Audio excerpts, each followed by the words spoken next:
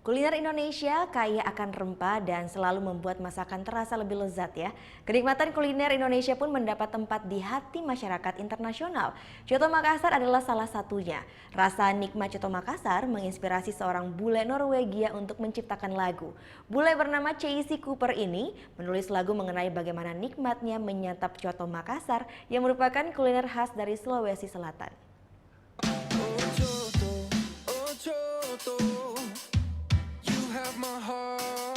Sebuah video tentang kuliner Coto Makassar diciptakan pria bule dan banyak dibagikan di media sosial. Video tersebut dibuat oleh Casey Cooper bersama dua rekannya.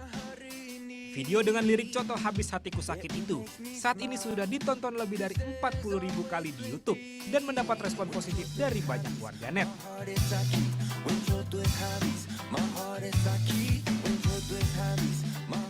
Melalui akun YouTube miliknya, Casey Cooper mengaku sengaja membuat video tersebut sebagai dedikasi atas budaya Sulsel yang luar biasa.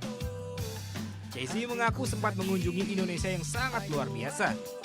Ia berujar demografik dan budaya orang-orang di Indonesia sungguh mengagumkan.